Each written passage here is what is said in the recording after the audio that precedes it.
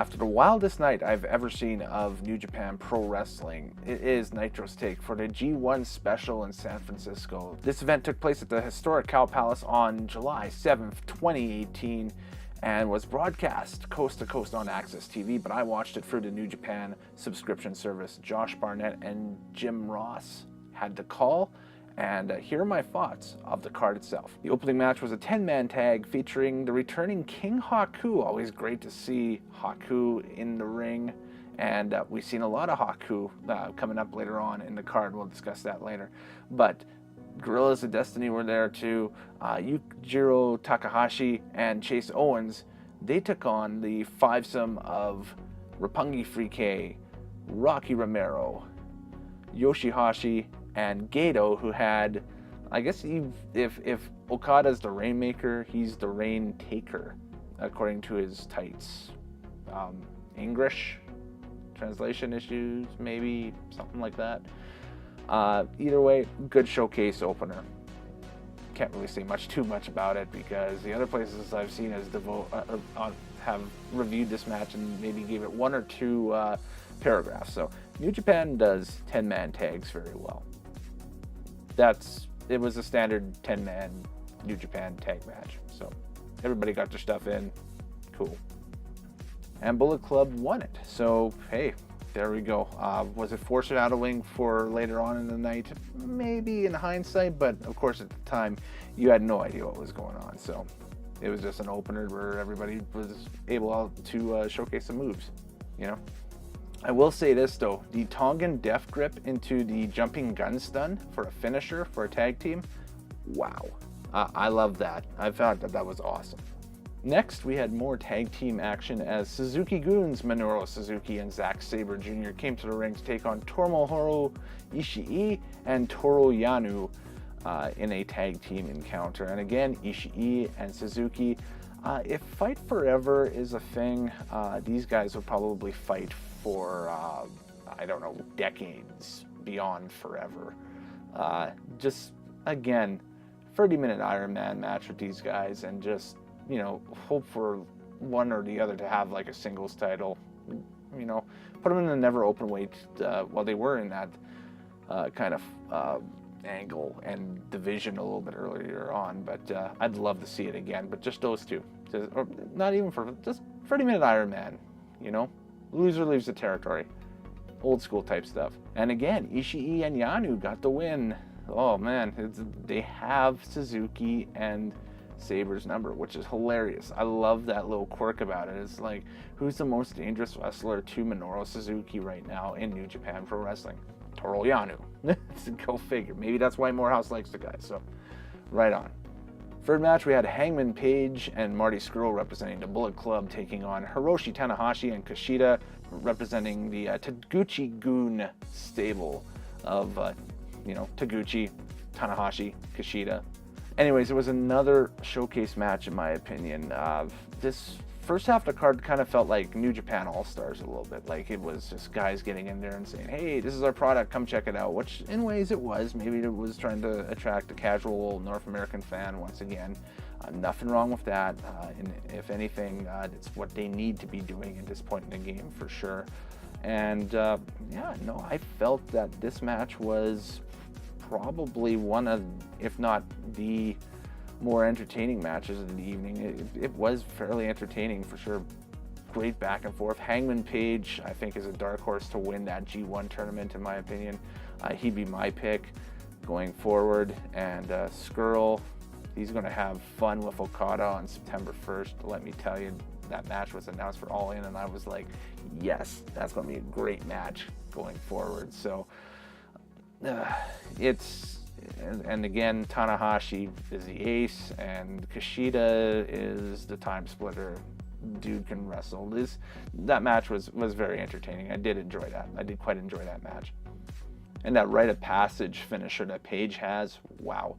Again, probably one of my top 10 finishers right now in wrestling. Awesome move, and the guy can execute it really well. It's fun to watch him work. And of course, Hangman Page, Marty Scurll get the win in that one. The never openweight title was next on the line as champion Hiroki Goto took on the challenger Jeff Cobb, which was a pleasant surprise for me. I kind of tuned out of New Japan over the last month or so. I've kind of been watching other stuff, independence, and of course focusing on my other channel, my drag racing channel, tinyurl.com/dragfiles. If you are a racing fan, go check that out. Shill plug, whatever. Going into this one, I knew that there was a never openweight title match. I just wasn't sure who was all involved in it. And then I flipped open the page and saw it was Jeff Cobb. I was like, yes, I've watched his PWG work, and it is very, very fun and very awesome to see him work. And yeah, to call him a second coming of a indie Samoa Joe is one way, or you can even say he's the next coming of a Dr. Death Steve Williams. I thought that JR making that comparison on the broadcast tonight was very apropos. But Goto retains the never openweight title with the GTR, and going forward, I think that Goto's going to have a very long reign as the never openweight champion, unless they throw him in with this Ishii Suzuki feud, then in which case I could see that title potentially being hot potato for a bit. Yeah, it's going to be pretty wild. And in the last match of the first half of the show, yes, this show did have a 15-minute intermission, which was kind of old school, I guess, because they were in an old school building. Nah, they did it last year at the G1 USA special in Long Beach as well. So I can't remember if they did that at the Walter Pyramid earlier this year with the Strong Style Evolved show. I'm trying to remember. Yeah, it's not coming to me. They probably did, and you can put it in the comments below if you know the answer to that or whatever, but there you go. IWGP Tag Team titles. Young Bucks, the champs, taking on the former champs, Sanada and Evil. This is the contracted rematch going forward. This was one of my favorite matches of the card. Just back and forth. You had the junior heavyweight style of the Young Bucks in contrast with kind of the hybrid junior heavyweight style of Evil and Sanada. Love Sanada's look, that kind of rockabilly from hell, cold skull, biker gang dude look is amazing. And but Evil forgot his scythe, or they didn't let it get through customs or something or whatever. So it was kind of took away from the entrance there. I mean, they could have at least gave him the laser gloves, right? You know, but the match itself, I thought, was very entertaining. There was a lot of pace changes in it. There are usually that when the Young Bucks are involved, and was very straightforward, very simplistic storytelling in this match, which I enjoyed for sure. Bucks looked great. Selling execution was number one for them for sure. They were one of the best sellers of the entire night, in my opinion. And their execution of moves were crisp. It seems as though that Matt is back at full strength at 100%. If he had anything nagging injury-wise and that stuff, I think it's probably either rectified and behind him, or he's learned a way to kind of work around it at this point, which is awesome to see, especially as a Young Bucks fan. So it's going to be an awesome summer with these guys leading into All In to see what ends up being their matchup at All In. And the Young Bucks retained the tag team titles in this one, so they are still IWGP Tag Team Champions. This is another long ring. I think that they're going to be champs going into Wrestle Kingdom next year in January. Definitely, for sure. And I haven't seen a match end with a Meltzer driver anytime soon, so hey, you know, kudos to them for bringing it back. They were in California, their home state. Of course, they're going to play to the home state crowd. Something quickly that I forgot to mention with Suzuki and what happened here with Okada in the next match. It was a tag team match with Okada and Will Osprey representing Chaos, taking on Naito and Bushi from Los Ingobernables de Japón. And man, they remixed a couple of the themes tonight. Suzuki's theme was remixed a little bit, and Okada's theme got reworked a lot. Like, even with a record scratch, right when it starts to crash and crescendo in. Those are a little bit off-putting. We'll just put it that way. It's a lot like when they remixed a lot of the themes in WWE during the Ruthless Aggression era of guys, you know, Orton, and going forward when you initially heard Taker's American Badass, well, not American Badass, but the Big Evil theme with lyrics. It was a little off-putting at first, but then you got used to it. I'm not sure if these will be, they're not as bad as, you know, melting two themes together type bad, but they should have just stuck with the normal music. But Osprey connected with the Stormbreaker for the win for the 1-2-3, and this was a very fun, good match. There was a lot of junior heavyweight and heavyweight mixing in this tag team match. Everybody got a chance to showcase themselves really well. Okada had new pants and balloons, so I don't know how far that pushes him forward or that ranks in your book. Balloons are fun. IWGP Junior Heavyweight title on the line next, as the champion Hiromu Takahashi took on his rival from CMLL, Dragon Lee, and this was a match of the night contender for me. I've been saying that a lot on this card. I did like a lot of the matches on this card, for it being essentially a free-to-air card for people who have AXS TV in the States. For not, of course, it'd just be another event on the New Japan World subscription service. This one was very much back and forth. It kind of played out the rivalry that the two have had in Mexico and into Japan as well. A lot of innovative maneuvers in this match, and that's if anything, it kind of solidified Takahashi as more of an IWGP Junior Heavyweight champion threat as a champion. He was a threat as a challenger, but Osprey had such a good run with that belt that you know, it needs to be, you need to build up the next guy, right? So Takahashi retained, which is good, and going forward, sky's the limit. I'm a huge fan of Hiromu, and Daryl Jr. looking good with the mask and that stuff, and man, another great match. Very interesting encounter next for the IWGP United States title, as the champion Jay White took on the challenger Juice Robinson, and it was a very slow evolving match. It just seemed like it had a very generic North American almost SmackDown, WWE SmackDown or WWE Raw-esque pace to it. There was a very cool spot though when Juice got thrown into the timekeeper's table and the barricade not broke away, it was separated anyway. But the bottom of the barricade actually sparked along the floor, which created quite the visual for sure. It kind of gave you memories of watching death matches from Japan on YouTube or on VHS in the past or something like that, with all the sparks on the floor as that piece of railing was skidding along. Interesting visual for sure. I'm glad he caught that one on camera. Interesting spot with Josh Barnett and Jim Ross during this match, with the suplex into the announcers, like the front of the announcers table was pushed back by the barricade and Ross was sent flying. Barnett wasn't having any of it, so he ripped off the headset and ran right after Jay White. So I almost wonder if there's going to be something built up throughout the summer and the fall where we might potentially see Josh Barnett getting into the ring to take on Jay White. Maybe something built for a fall card. I don't think Wrestle Kingdom, but you never know for sure.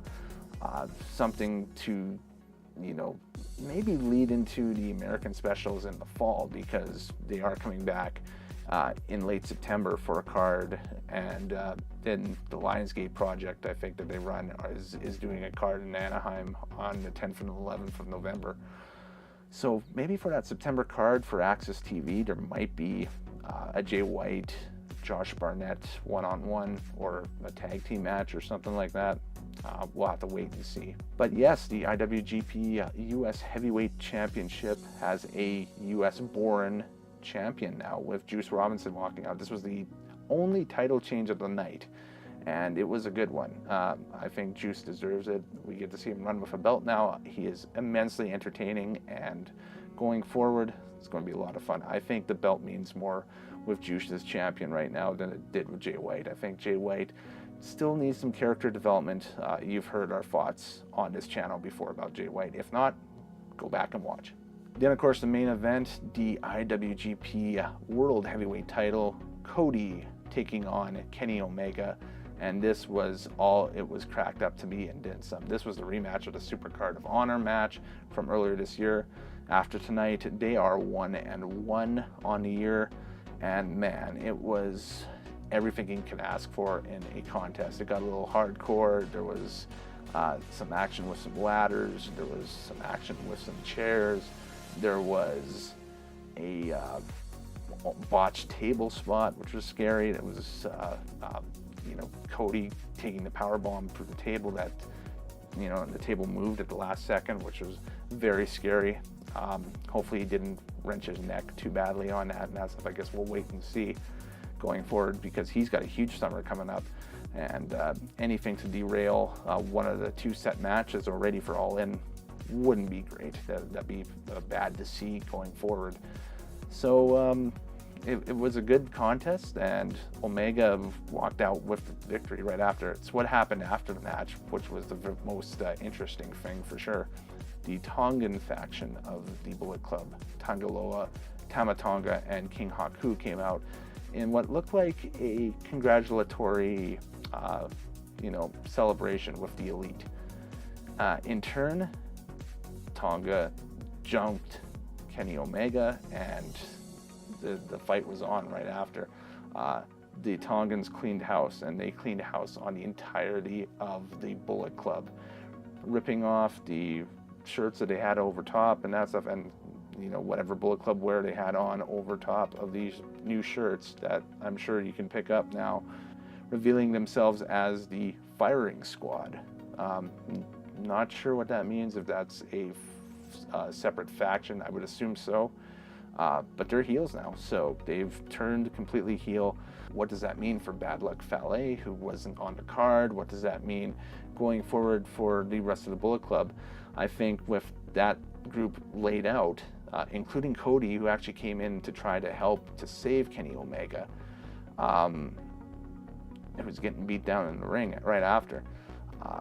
I think at the end of the night, you saw the existing Bullet Club as it exists right now. I think that Fale will probably be the guy that joins the Tongan faction here, and they're going to run as a foursome, and they will be the lead heels for the fall for the Bullet Club. And I think that we will see a Tama Tonga Kenny Omega IWGP Heavyweight title match sometime in the fall. That's one of my predictions for sure, and it's a match I'd love to see, definitely.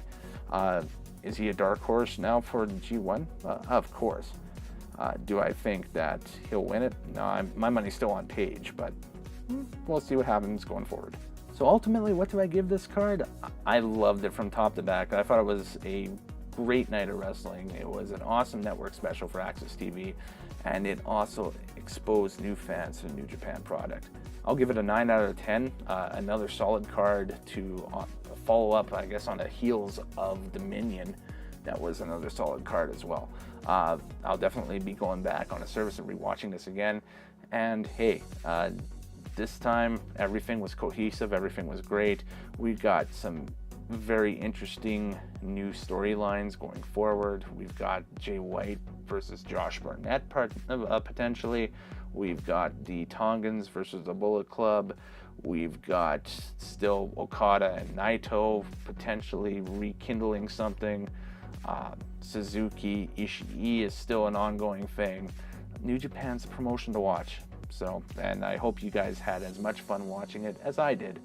Whether you watched it in person, if you are a lucky dog, you got to see a great card in a legendary venue. Or if you watched it on the New Japan World Service like I did, or even on AXS TV. I hope it was a fun night, and I hope you didn't feel like you wasted your time or anything like that, because I sure didn't. I loved it from top to back. Later days, happy wrestling watching. I'm Kellen Nitro.